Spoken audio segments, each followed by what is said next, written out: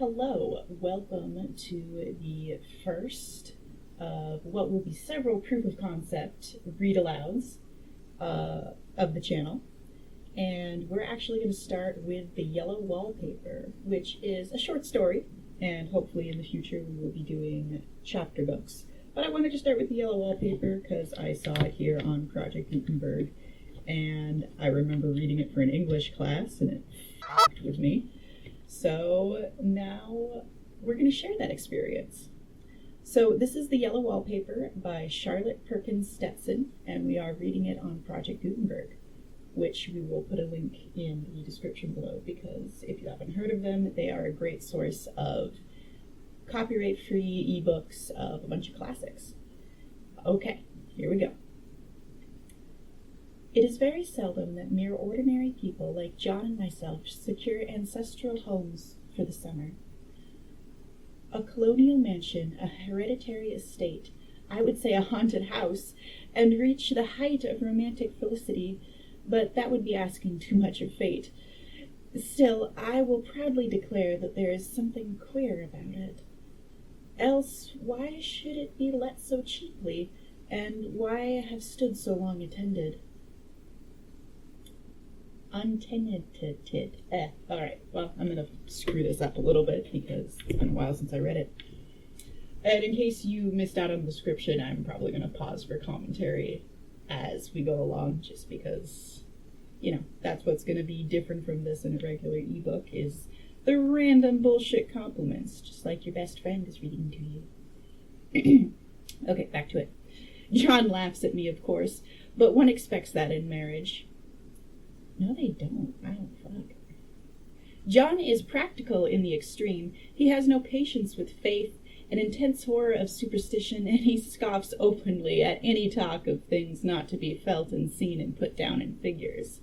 John is a physician, and perhaps, I would not say it to a living soul, of course, but this is dead paper and a great relief to my mind. Perhaps that is one reason I do not get well faster. You see, he does not believe I am sick. And what can one do?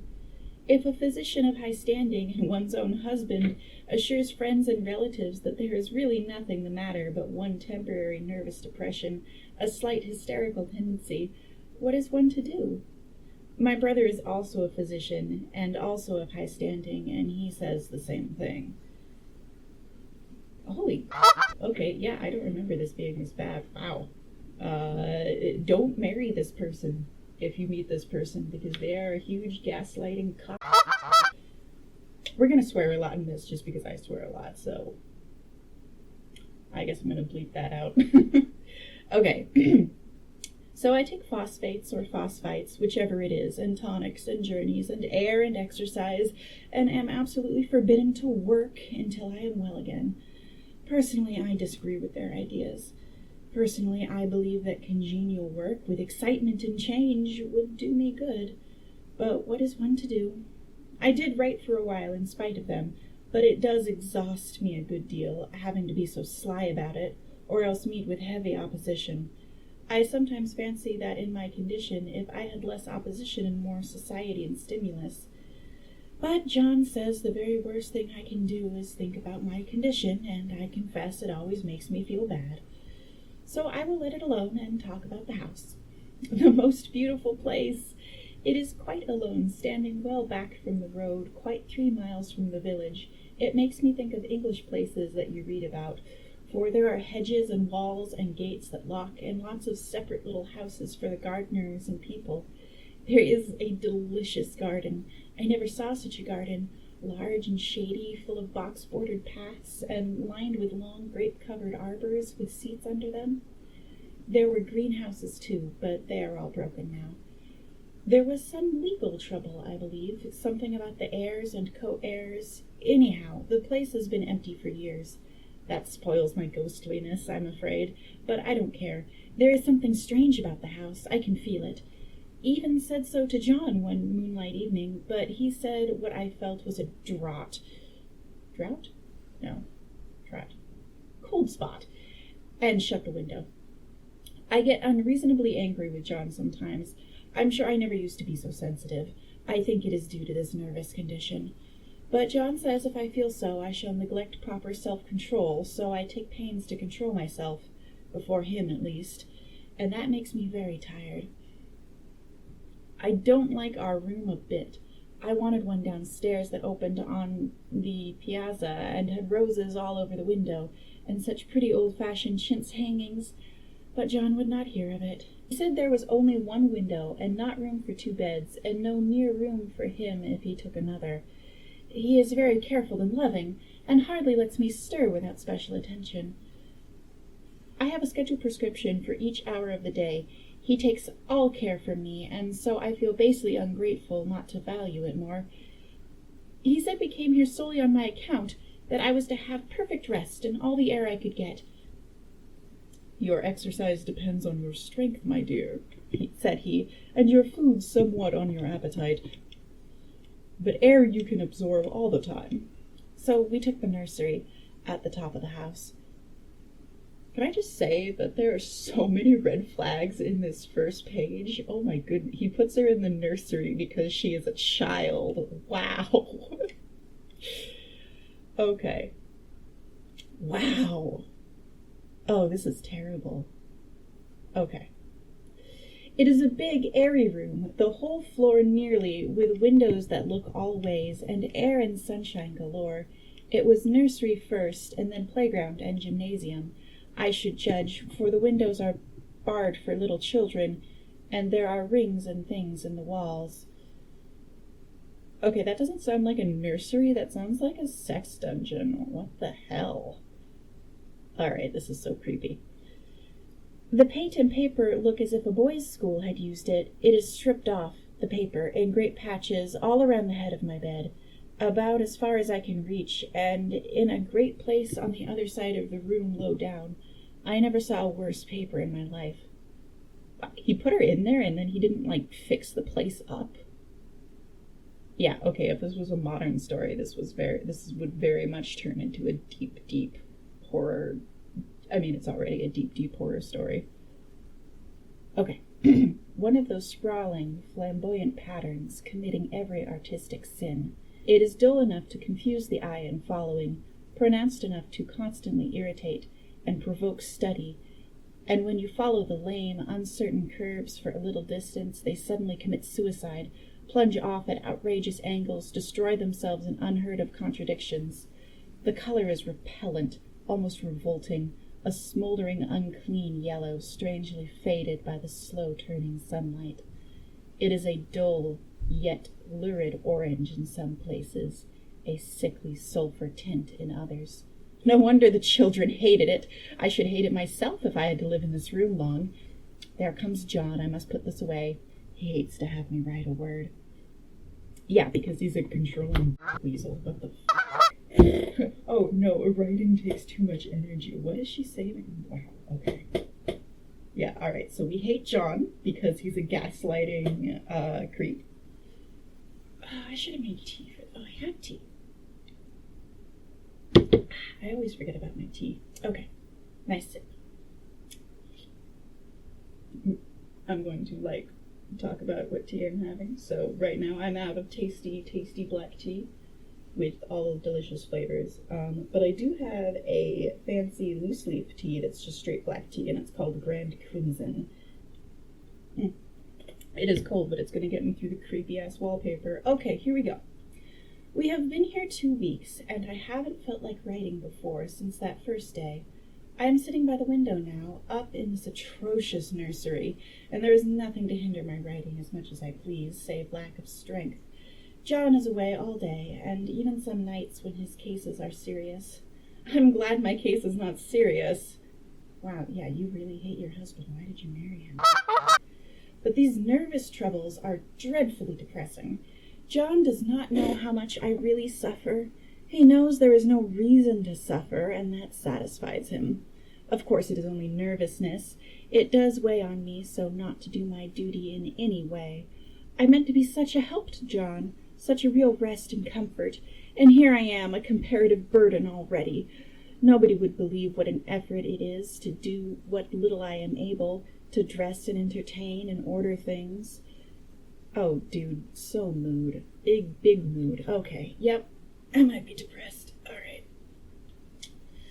It is fortunate Mary is so good with the baby. Such a dear baby. Oh, that's right, she had a baby. Oh, no. Oh, right. I forgot about that. Oh, I have not read this in, like, over a decade, so... It is fortunate Mary is so good with the baby, such a dear baby, and yet I cannot be with him. It makes me so nervous. I suppose John never was nervous in his life. He laughs at me so about this wallpaper. At first he meant to repaper the room, but afterwards he said I was letting it get the better of me, and that nothing was worse for a nervous patient than to give in to such fantasies. He said that after the wallpaper was changed, it would be the heavy bedstead, and then the bared windows, and then that gate at the head of the stairs, and so on. Wow! You asked me to do it, and so I'm not gonna do it. Oh, wow, okay. The really awful part is that this is, like, how things were when this was written. And it was written to point out how awful it was. But, like, you were pretty much married, and then that was it. You better hope that you picked a good one, because you were essentially their dependent servant for the rest of your life. Oh, boy. Okay. Well, hey, this is a good moment to mention that everybody should go out and make sure that everyone's reproductive rights are protected, because this is how it used to be, and this is why we had women's lib. So... Yep, I didn't mean to make this political, but this seems like the time to do it. What the hell? Okay, sorry, back to this. You know, this place is doing you good, he said. And really, dear, I don't care to renovate the house just for a 3 months rental. Then do let us go downstairs, I said. There are such pretty rooms there. Then he took me in his arms and called me a blessed little goose, and said he would go down to the cellar if I wish, and have it whitewashed into the bargain. But he is right enough about the beds and windows and things. It is as airy and comfortable a room as anyone need wish, and of course I would not be so silly as to make him uncomfortable just for a whim. I'm really getting quite fond of the big room, all but that horrid paper. Out of one window I can see the garden, those mysterious deep-shaded arbors, the riotous old-fashioned flowers, and bushes and gnarly trees. Out of another I get a lovely view of the bay and a little private wharf belonging to the estate. There is a beautiful shaded lane that runs down from the house. I always fancy I see people walking in these numerous paths and arbors, but John has cautioned me not to give way to fancy in the least. He says that with my imaginative power and habit of story-making, a nervous weakness like mine is sure to lead to all manner of excited fancies, and that I ought to use my will and good sense to check the tendency. So I try. I think sometimes that if I were only well enough to write a little, it would relieve the press of ideas and rest me. But I find I get pretty tired when I try. It is so discouraging not to have any advice and companionship about my work. When I get really well, John says we will ask Cousin Henry and Julia down for a long visit, but he says he would as soon put fireworks in my pillowcase as to let me have those stimulating people up now. I wish I could get well faster. But I must not think about that. This paper looks to me as if it knew what a vicious influence it had. There is a recurrent spot where the pattern lolls like a broken neck and 2 bulbous eyes stare at you upside down. I get positively angry with the impertinence of it and the everlastingness. Up and down and sideways they crawl, and those absurd unblinking eyes are everywhere.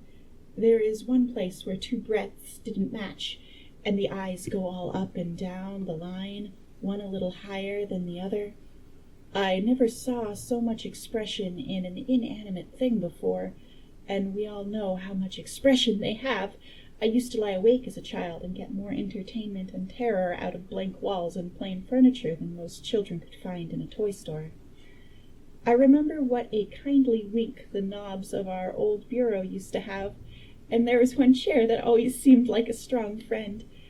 I used to feel that if any of the other things looked too fierce, I could always hop into that chair and be safe. The furniture in this room is no worse than inharmonious, however, and we had to bring it all from downstairs. When this was used as a playroom, they had to take the nursery things out, and no wonder. I never saw such ravages as the children have made here.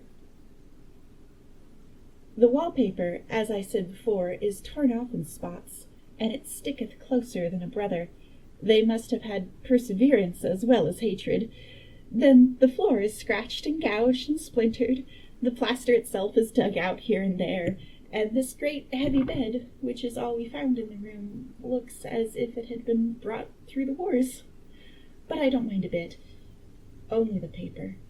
There comes John's sister, such a dear girl as she is, and so careful of me. I must not let her find me writing.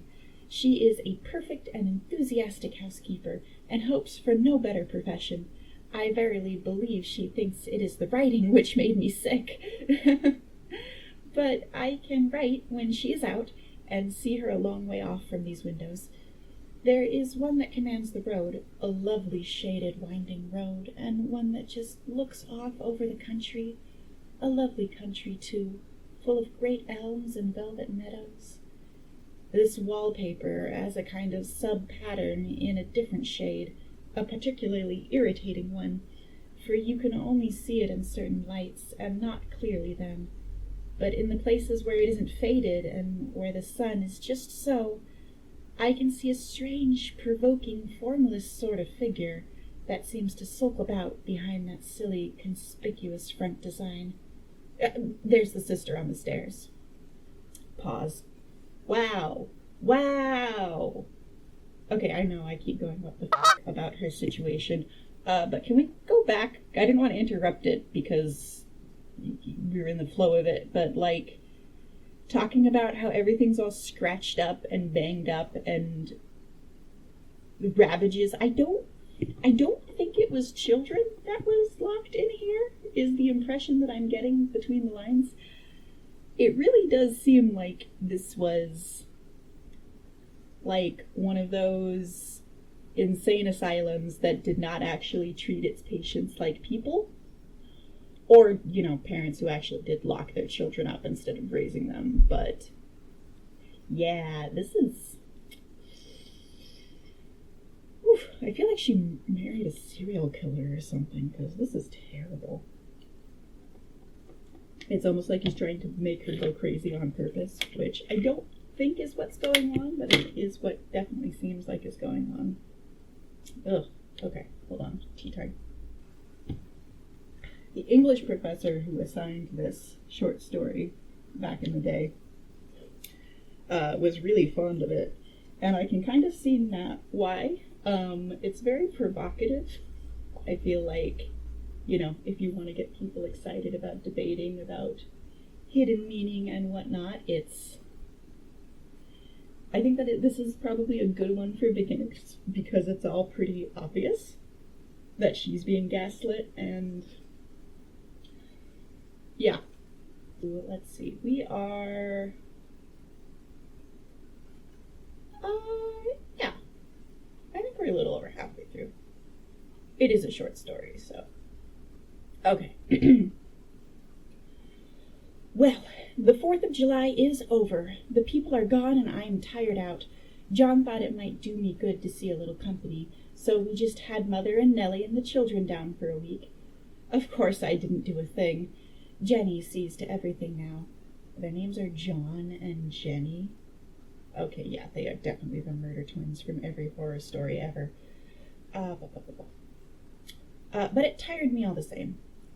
John says if I don't pick up faster, he shall send me to Mitchell in the fall. But I don't want to go there at all. I had a friend who was in his hands once, and she says he's just like John and my brother, only more so. Besides, it is such an undertaking to go so far. I don't feel as if it was worthwhile to turn my hand over for anything, and I'm getting dreadfully fretful and querulous. I cry at nothing, and cry most of the time. Of course I don't when John is here, or anyone else, but when I am alone. and I am alone a good deal just now. John is kept in town very often by serious cases, and Jenny is good and lets me alone when I want her to. So I walk a little in the garden, or down that lovely lane, sit on the porch under the roses, and lie down up here a good deal. Oh, good, they're actually letting her out. That's something. I am getting really fond of the room in spite of the wallpaper. Perhaps because of the wallpaper. It dwells in my mind so. I lie here on this great immovable bed. It is nailed down, I believe, and follow that pattern about by the hour.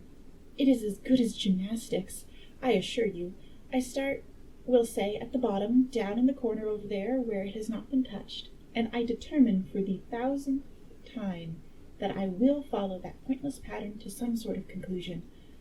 I know a little of the principle of design, and I know this thing was not arranged on any laws of radiation, or alternation, or repetition, or symmetry, or anything else that I ever heard of.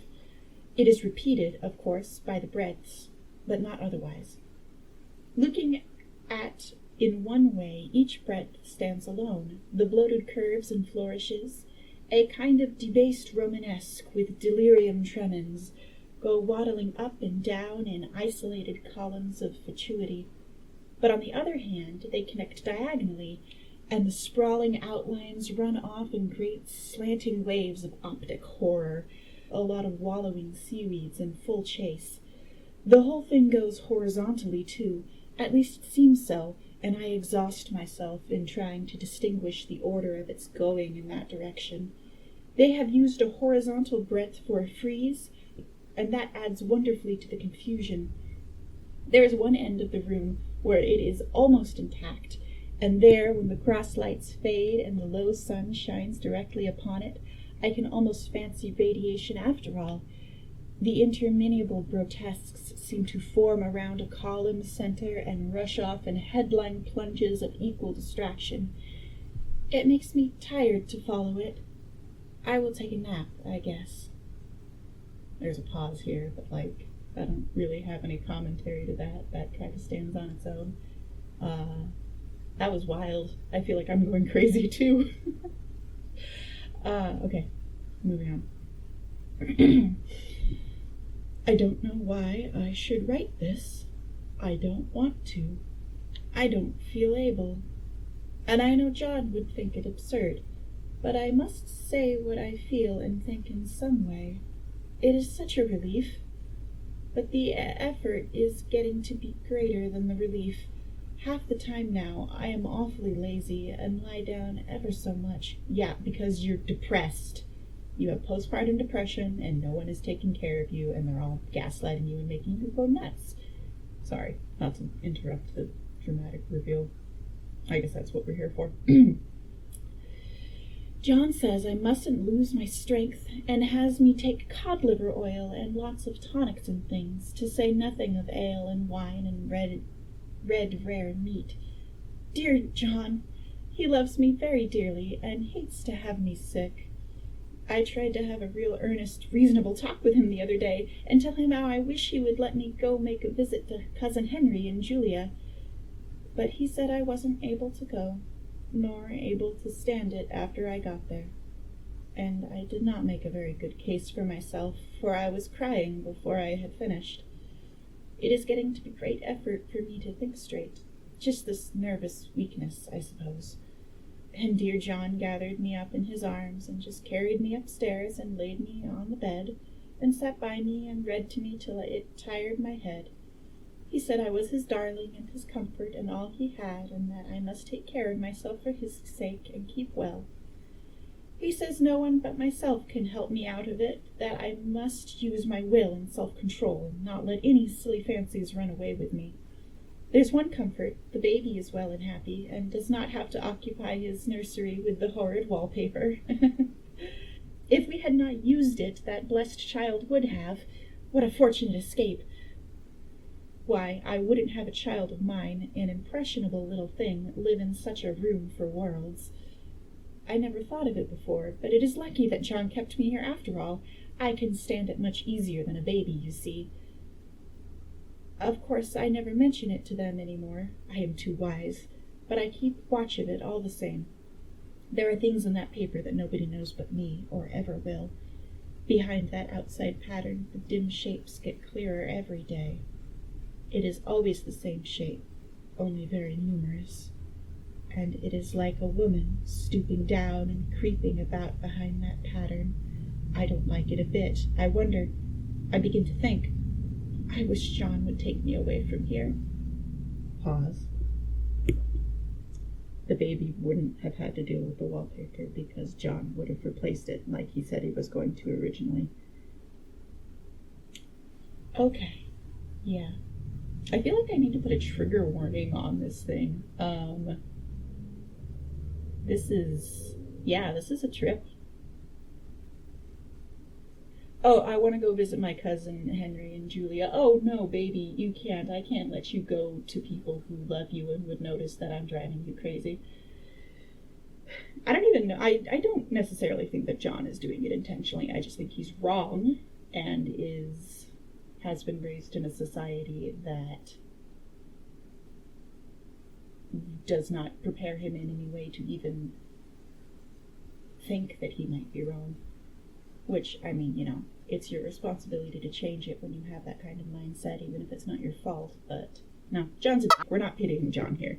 He's just, he's a monster. Doesn't matter if he's a well-intended monster. He's still a monster. Oh my god. Okay. Well. Yep. Oh, this ended up being more political than I thought it would be. Which I knew it was a political story when it was published, but it's just sad that it's, still a political story. Okay. Yep, good job, mate. Good choice. Oh, the kitty is here. Come here. Can you meow? Yeah. You want to read with me? There's a good girl. I need to have a kitten break. Very important. Yeah, we're actually going to pause here and talk about my cat. Her name is Princess Yue Tiny Feet. She is adorable. We call her Princess. We don't, actually. We call her Peeble, because everyone knows that the cat name is just the basis for every conceivable nickname ever. This is Peeble. Yes, she's very cute. I'll probably put a picture up to go with this, because she's definitely the best kitty. Okay, I'll let you down. Thank you for asking nicely. Okay, the cat is gone. Okay. I know, I will pick the Yellow Wallpaper to read for my first thing. It's such a short story, it'll be good practice. We're going to ignore the fact that it's about a woman going slowly insane while nobody takes her seriously and treats her like a child and locks her in a room with creepy wallpaper. Yep, that's not going to be heavy and difficult to get through at all with current events. Okay, well. Ready? No, me neither. Let's do it anyways. It is so hard to talk with John about my case, because he is so wise, and because he loves me so. But I tried it last night. It was moonlight. The moon shines in all around, just as the sun does. I hate to see it sometimes. It creeps so slowly and always comes in by one window or another. John was asleep, and I hated to waken him. Wait, John is staying in the room, too, and hasn't gone completely insane by this creepy-ass wallpaper? Okay, never mind. He definitely is starting out as a psycho serial killer, because this is bullshit. John was asleep, and I hated to waken him, so I kept still and watched the moonlight on that undulating wallpaper, till I felt creepy. The faint figure behind seemed to shake the pattern, as if she wanted to get out. I got up softly and went to feel and see if the paper did move, and when I came back, John was awake. What is it, little girl? I'm sorry, he calls her little girl? Oh, I completely forgot how to do his voice. That's so... I mean, if your partner calls you cutie diminutive things as like a pet name, that's, between you and your partner, but this doesn't feel consensual, and in the context, it's very creepy. Okay. What is it, little girl? He said. Don't go walking about like that. You'll get cold." I thought it was a good time to talk, so I told him that I really was not gaining here and that I wished he would take me away. "Why, darling," said he, "our lease will be up in 3 weeks, and I can't see how to leave before. The repairs are not done at home, and I cannot possibly leave town just now. Of course, if you were in any danger, I could and would, but you really are better, dear, whether you can see it or not. I'm a doctor, dear, and I know. You are gaining flesh and color. Your appetite is better. I feel really much easier about you." That has to be a blatant lie. He is lying to her. There is no way her color and flesh are better at this point. Wow. Okay, of anything, this whole story is like, if your man does these things, he is a walking red flag and you need to leave before he locks you in a torture room with creepy wallpaper. Wow. Okay, we can do it. We can get through it. Here we go. "I don't weigh a bit more," said I, "nor as much, and my appetite may be better in the evening when you are here, but it is worse in the morning when you are away." "Bless her little heart," said he with a big hug. "She shall be as sick as she pleases. But now let's improve the shining hours by going to sleep and talk about it in the morning." "And you won't go away?" I asked gloomily. "Why, how can I, dear? It is only 3 weeks more, and then we will take a nice little trip of a few days while Jenny is getting the house ready. Really, dear, you are better." "Better in body, perhaps," I began, and stopped short, for he sat up straight and looked at me with such a stern, reproachful look that I could not say another word. "My darling," said he, "I beg of you, for my sake, and for our child's sake, as well as for your own, that you will never for one instant let that idea enter your mind. There is nothing so dangerous, so fascinating to a temperament like yours. It is a false and foolish fancy. Can you not trust me as a physician when I tell you so?" I'm pretty sure he's a medical doctor and not a psychiatrist or a therapist. He's full of shit. Nope, I can do it. I can get through it without interrupting it anymore. I'm sorry. We're gonna release a ebook version. I say the royal we. I am going to release an ebook version that doesn't have my nattering in it so that you guys can just listen to it straight through, because I apparently can't help myself because this is so bad. Okay, it's really well written. No, this is amazing, and this is exactly what it feels like to get gaslit. This is what it feels like. To be a woman with a condescending prick telling you that he knows best when he clearly doesn't. We're not getting political at all. Okay. "Can you not trust me as a physician when I tell you so?" So of course I said no more on that score, and we went to sleep before long. He thought I was asleep first, but I wasn't. I lay there for hours trying to decide whether that front pattern and the back pattern really did move together or separately. On a pattern like this, by daylight, there is a lack of sequence, a defiance of law, that is a constant irritant to the normal mind. The color is hideous enough and unreliable enough and infuriating enough, but the pattern is torturing. You think you have mastered it, but just as you get well underway in following, it turns a back somersault, and there you are. It slaps you in the face, knocks you down, and tramples upon you. It is like a bad dream. The outside pattern is a florid arabesque, reminding one of a fungus. If you can imagine a toadstool in joints, an interminable string of toadstools budding and sprouting in endless convolutions, why, that is something like it. That is, sometimes. There is one marked peculiarity about this paper, a thing nobody seems to notice but myself, and that is that it changes as the light changes. When the sun shoots in through the east windows, I always watch for that first long, straight ray. It changes so quickly that I can never quite believe it. That is why I watch it always. By moonlight, the moon shines in all night when there is a moon. I wouldn't know it was the same paper. At night, in any kind of light, in twilight, candlelight, lamplight, and worst of all, by moonlight, it becomes bars. The outside pattern, I mean, and the woman behind it is as plain as can be. I didn't realize for a long time what the thing was that showed behind that dim sub-pattern, but now I am quite sure it is a woman. By daylight she is subdued, quiet. I fancy it is the pattern that keeps her so still. It is so puzzling. It keeps me quiet by the hour. I lie down ever so much now. John says it is good for me, and to sleep all I can. Indeed, he started the habit by making me lie down for an hour after each meal. It is a very bad habit, I am convinced, for you see I don't sleep.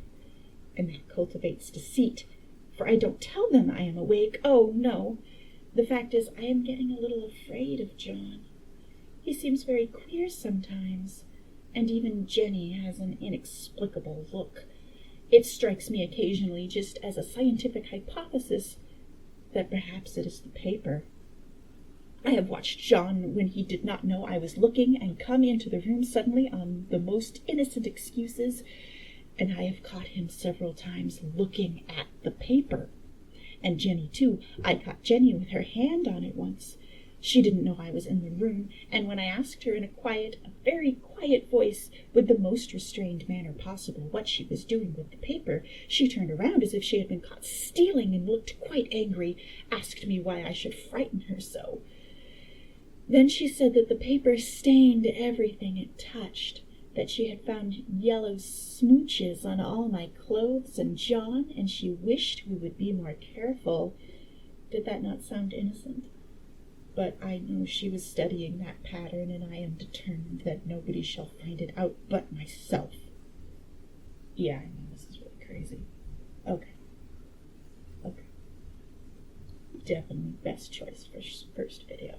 Life is very much more exciting now than it used to be. You see, I have something more to expect, to look forward to watch. I really do eat better, and I am more quiet than I was. John is so pleased to see me improve. He laughed a little the other day and said I seemed to be flourishing in spite of my wallpaper. I turned it off with a laugh. I had no intention of telling him it was because of the wallpaper. He would make fun of me. He might even want to take me away. I don't want to leave now until I've found it out. There is a week more, and I think that will be enough. I am feeling ever so much better. I don't sleep much at night, for it is so interesting to watch developments, but I sleep a good deal in the daytime. In the daytime it is tiresome and perplexing. There are always new shoots on the fungus, and new shades of yellow all over it. I cannot keep count of them, though I have tried consistently. It is the strangest yellow, that wallpaper. It makes me think of all the yellow things I ever saw, not beautiful ones like buttercups, but old, foul, bad yellow things.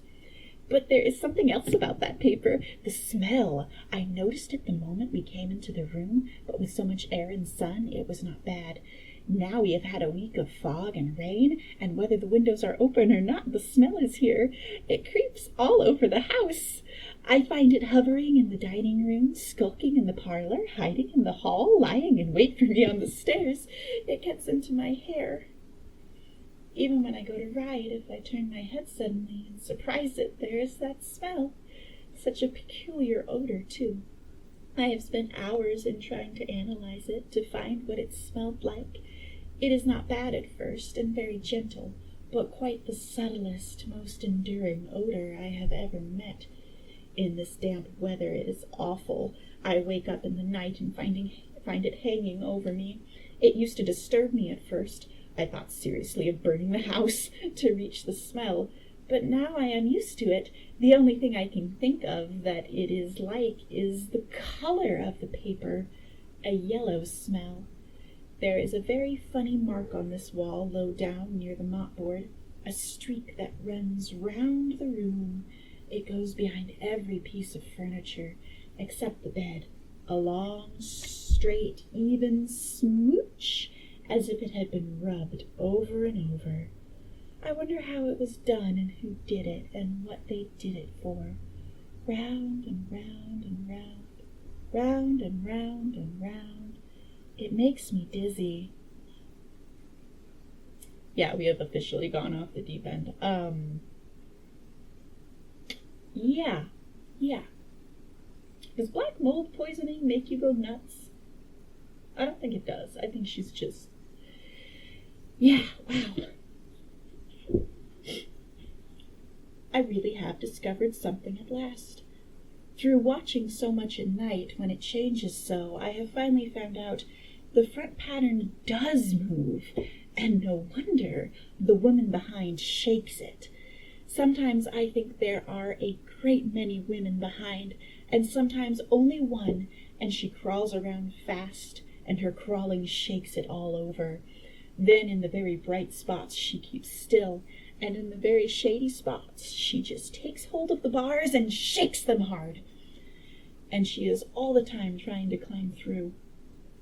But nobody could climb through that pattern. It strangles so. I think that is why it has so many heads. They get through, and then the pattern strangles them off and turns them upside down and makes their eyes white. If those heads were covered or taken off, it would not be half so bad. Yeah, we're getting pretty heavy-handed with the women's lib metaphor here, huh? Yeah. That glass ceiling. Okay. It's wallpaper in this story, but you get the idea.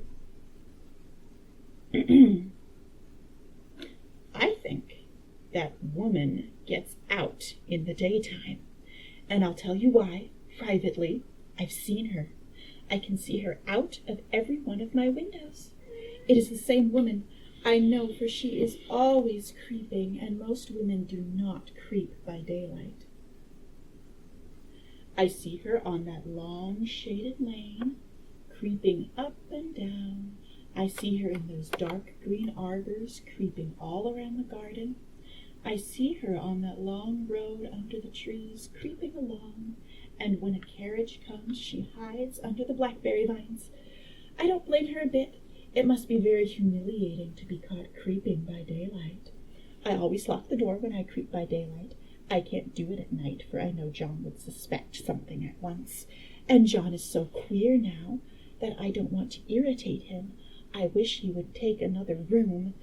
Besides, I don't want anybody to get that woman out at night but myself. I often wonder if I could see her out of all the windows at once. But turn as fast as I can only see out of one at a time. And though I always see her, she may be able to creep faster than I can turn. I have watched her sometimes, away off in the open country, creeping as fast as a cloud shadow in the high wind. Ooh, tea break. I'm out of tea. Oh, that's how I'm going to go crazy. Okay.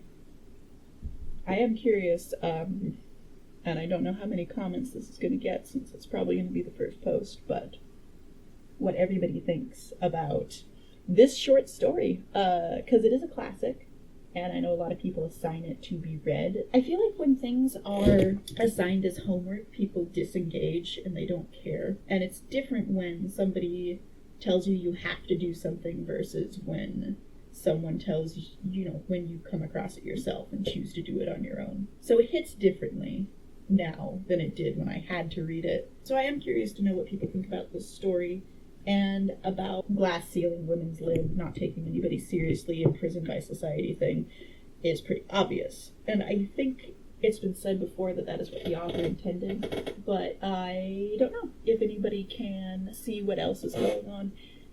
Is it women in general, or is it just her, or is it something completely else? Let's talk about it. Try to, be respectful of other people's opinions, and don't be a dick about your own opinions, because don't be a John. Don't be John in the comments, please.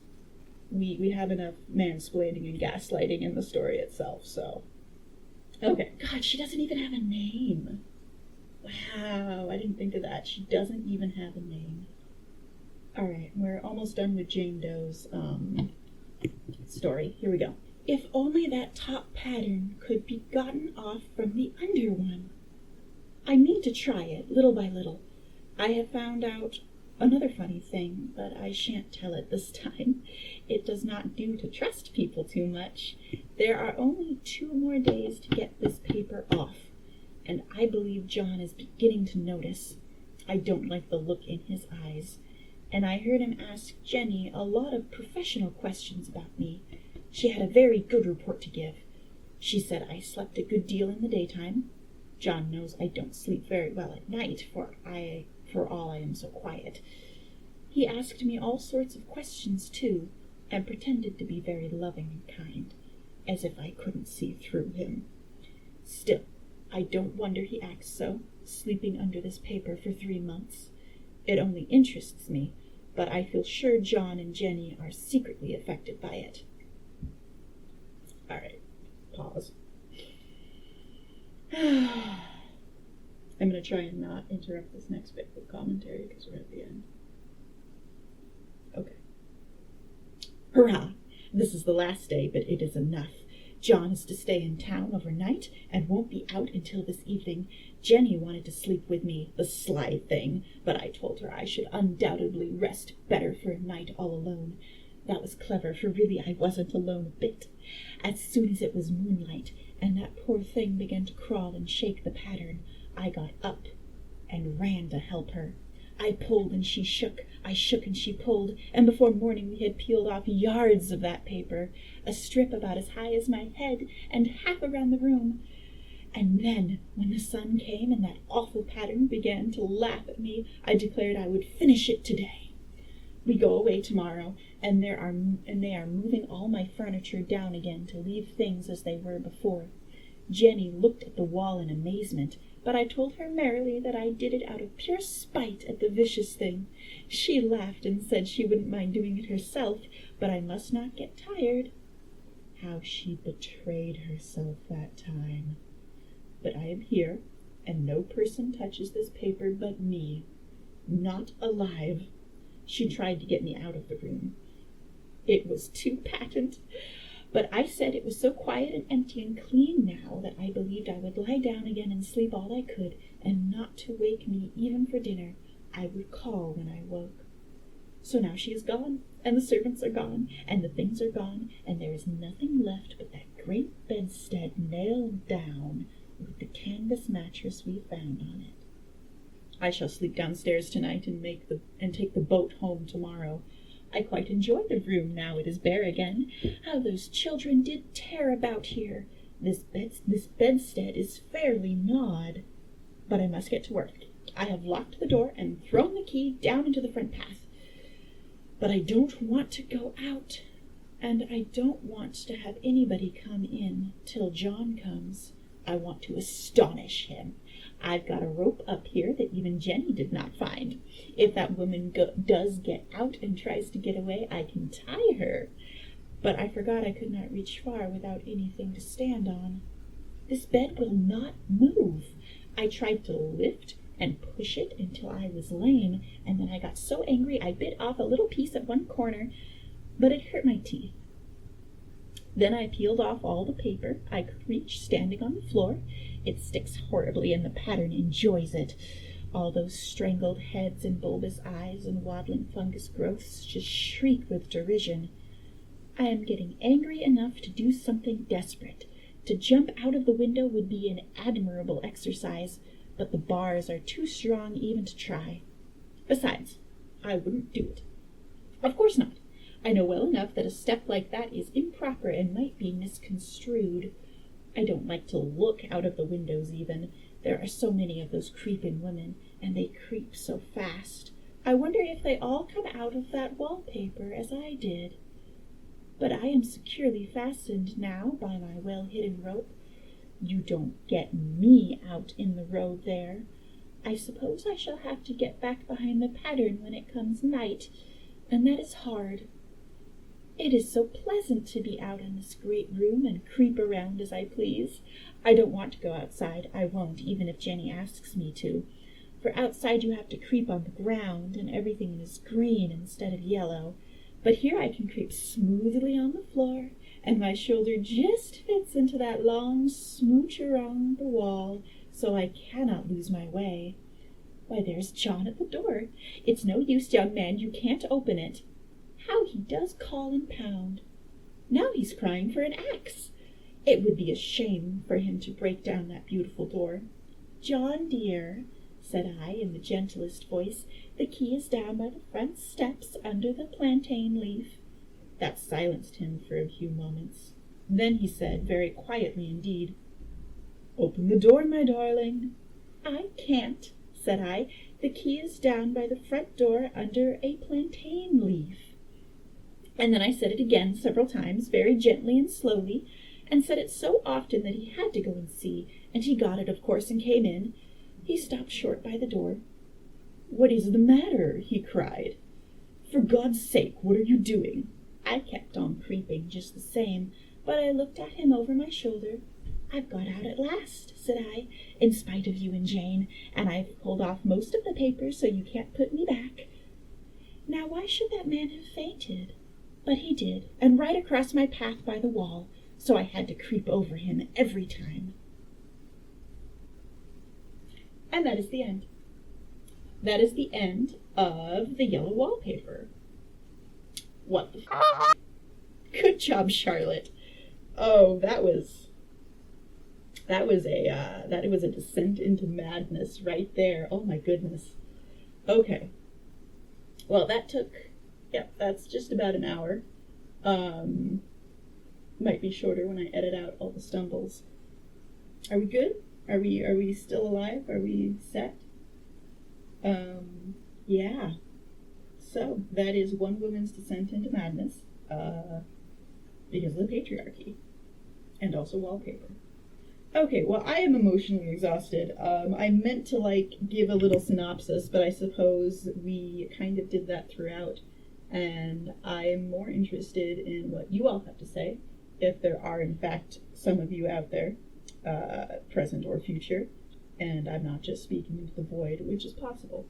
So that was The Yellow Wallpaper by Charlotte Perkins Stetson, and our first audiobook commentary on the channel. I hope you enjoyed it. I hope you are filled with righteous wrath to go out and protect the women in your life. And by protect them, I mean let them have their own say and voice and not lock them in a room. Because what the f***? Have a good day. Go outside and be a creep. Bye.